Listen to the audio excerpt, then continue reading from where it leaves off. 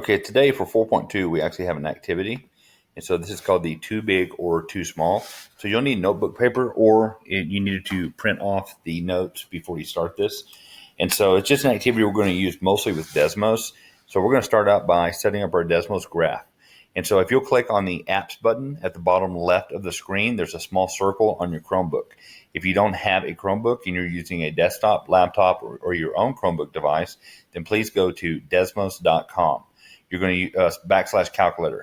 And so you're going to use the Desmos calculator to be able to do this. Now, to set up your graph, you're going to, if you don't have your calculator set up on Desmos, go ahead and pause this and make that happen.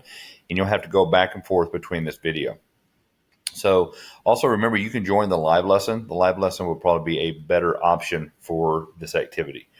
So let's click Desmos. And it's going to bring up a screen that looks similar to this. And we're going to set up our graph. So I want you to click on the wrench. Then I want you to look at your domain and range. That's your X and Y values. And so I want you to make sure that it says -1 here and 25 here.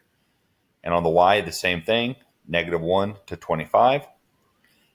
And then I want you to make sure that your steps are both at 1. That's how much each of the tick marks is going to count for. And so remember, you can pause this video anytime you need to be able to catch up. But for the sake of time and space, I'm going to go ahead and move on.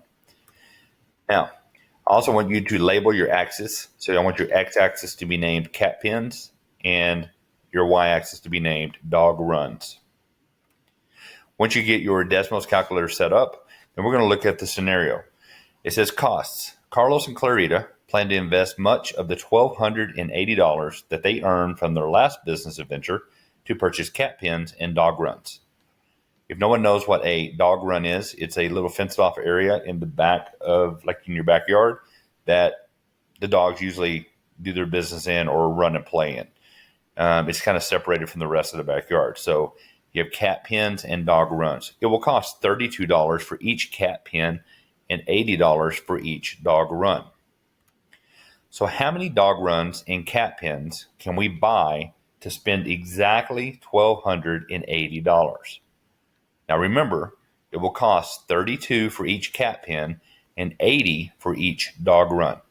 So I want you to take a few minutes and try to figure out exactly how many they can buy and only spend $1,280. Okay, so pause the video and do that.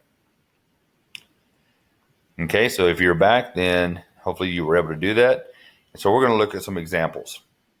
So what about if we bought 0 cat pens and 16 dog runs?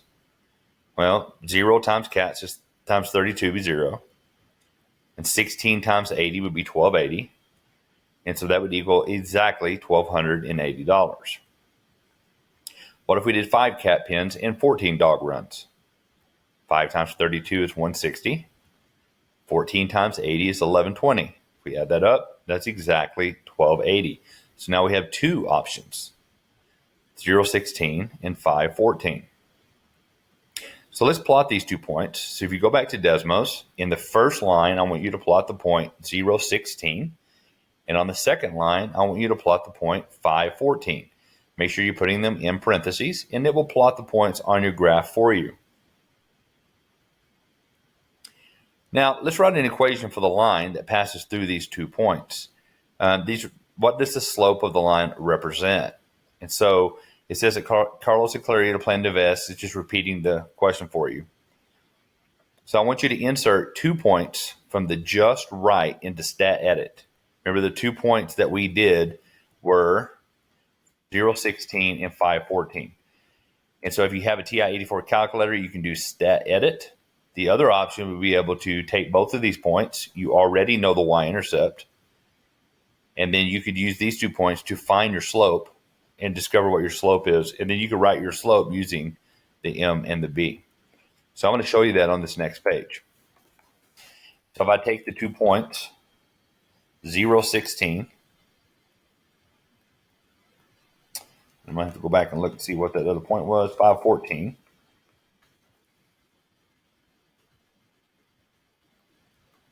Then remember, we can find our slope by doing 14 minus 16 over 5 minus 0. 14 minus 16 is a negative 2 over 5. And so I have a slope of negative 2 over 5. Now, we already know the y-intercept was 16. So remember, y equal mx plus b. We can plug that in and have our equation. Okay, it's much easier if you have a TI-84 calculator that you can just do stat edit. It's much more efficient. All right, what does the slope of this line represent? What does it mean? Well, it means if they buy 2 less dogs. Remember, it was minus 2. And the top is your y, and y was our dogs. So if you buy 2 less dogs, you can buy 5 more cat pens. If you buy 2 more dog runs, then you would buy 5 less cat pens. Now, kind of read through that and think about what that means. That's what your slope means. It means we're going down 2 and to the right 5, or up 2 and to the left 5. Okay, so what I want you to do now is go back and enter that equation into the third line on Desmos. And when you do that, it's going to graph that line for you. You notice that that line goes through those 2 points. Now, let's find at least 3 more combinations of cat and dogs that would be just right. That would be exactly right, okay? And so if you look at your graph, you could just follow the same slope down. Well, if you buy 2 less dogs, you could buy 5 more cats. 2 less dogs, 5 more cats. 2 less dogs, 5 more cats. You can keep doing that and finding more and more points. Now, what I've done is I've gone through and I have put those other 3 points that I found, 10, 12, 15, 10, and 28, on my graph, in my Desmos. Now, we're going to talk about, okay. Now, as Carlos is considering the amount of money available for purchasing cat pens and dog runs, he starts to realize that the suggestion that his dad made of boarding the same number of each, like having 12 cats and 12 dogs, is going to be too big. So why is that? Why could he not do 12 cats and 12 dogs? Well, let's take a look at that. If we did 12 times 32, that's $384. And 12 times 80 is $960. So that would be $1,344. And that's more than 1280. So we can all agree that that's too big. So let's plot that point and see what it does. So if I place 12, 12 into my graph, you're going to see that it's above that line. It's too big. It's not on the line. So it's not a just right fit. It's actually going to be too big. Okay. So now let's find at least 4 more points that we think are too big. I want you to do that on your own and enter them into your Desmos. So pause the video and take care of that, and then we'll come back and check. Okay, if you're back, then these are the points that I picked. It really didn't matter which ones you chose. I just wanted you to be able to understand that all of these points are above the line and not on the line. They're all constitute being too big. Okay, now we found points that are just right. They're on the line, and we found points that were too big. What about points that are too small? Can we buy 4 cat pens and 6 dog runs? Let's check our math. 4 times 32 is 128. 6 times 80 is 480. If I added that up, I would only spend $608. And we would see that that's too small. We would not spend the $1,280. So let's go and put that on our graph. So go to the next line, line 12, and type in the 4,6. Make sure it's in parentheses, and you'll see that it graphs that point well below the line. Now, I want you to find at least 4 more points that would be too small. So go ahead and pause the video, plot those points, and then we'll come back and check them together. Okay, if you're back, these are the ones that I chose. I chose 212, 12.6, 6.10, and 9.10. And you see that they are all well below our line. Now, we wrote an equation for this, and that's why we only have this solid green line. But what if we wanted to spend up to that $1,280 and not go over? Well, in this case, we have a solid or a dotted line. So what I want you to do is I want you to go through, and I want you to change your equation into an inequality. If we did not want to spend, now they made $1,280 on their last business, so they can't spend more than $1,280. That's all they have. Now we've seen examples of where they could spend exactly $1,280, and so we know that any points on the line are acceptable. But what about points below the line? Is that also acceptable? Because that would be less than $1,280. And so we want to be able to include everything that they could possibly spend. So what symbol would I use to say that I want to spend exactly $1,280 or less than $1,280? Well, we would use the less than or equal to. So I want you to go back to your Desmos, and on line 3 where you wrote your equation, I want you to replace the equal sign with a less than or equal. When you do that, you're going to notice that it shades everything below. Now you'll notice that all of these points that were too small are now included in the shaded area, which makes those solutions. All the points that were just right are on the line, which makes those solutions. And all the ones that were too big that we chose are now above the line and not in a solid area, so they are not solutions. So this tells Carlos and Clarita exactly how much money that they would be able to spend in any combination. Okay. All right, so let's do a little bit of practice on this. So I'm just going to work through some of these with you so you can get the feel of it. Feel free to pause the video before I begin and then come back and check your work if you feel confident. But we're just going to write some of these inequalities and see if they make sense. So remember, when you do any type of word problem, you want to read it first and then translate into symbols and then work through setting it up. So Brett has a $30 online gift voucher. He plans to buy as many books as he can. The cost of each book is $4. There's also a single shipping charge of $2. How many books can he afford without spending more than his gift amount? And so I'm going to start by deciding what is my M and my B. So he has a $30 online gift voucher. The cost of each book, keyword being each. So this is going to be my slope or my M because of the word each.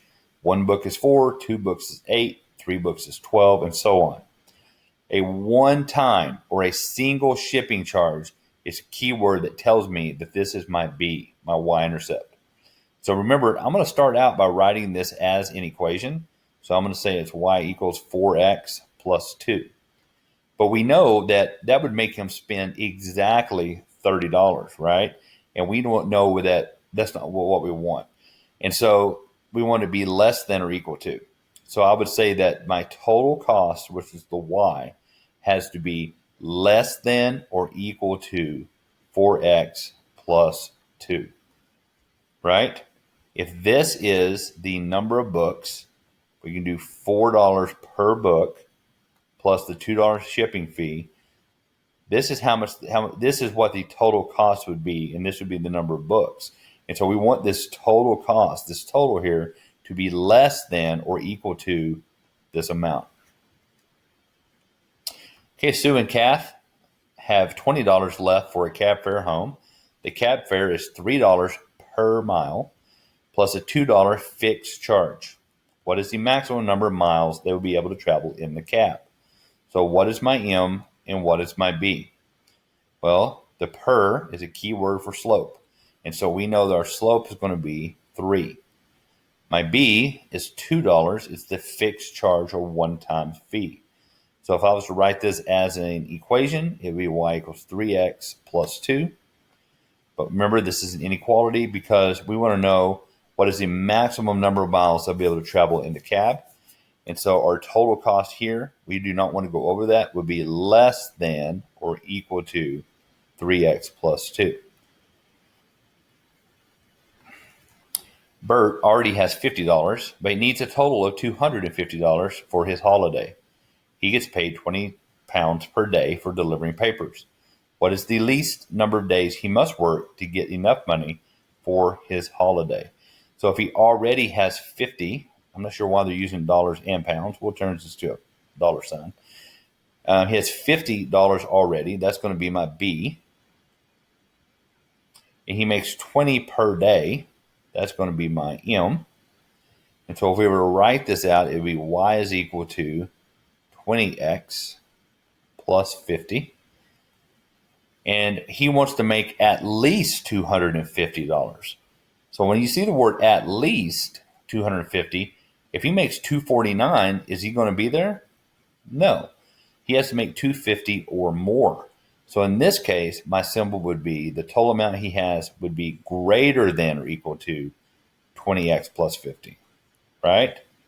So the total amount, and this is how much he works, has to be greater than $250. And that way he would do 250 or more.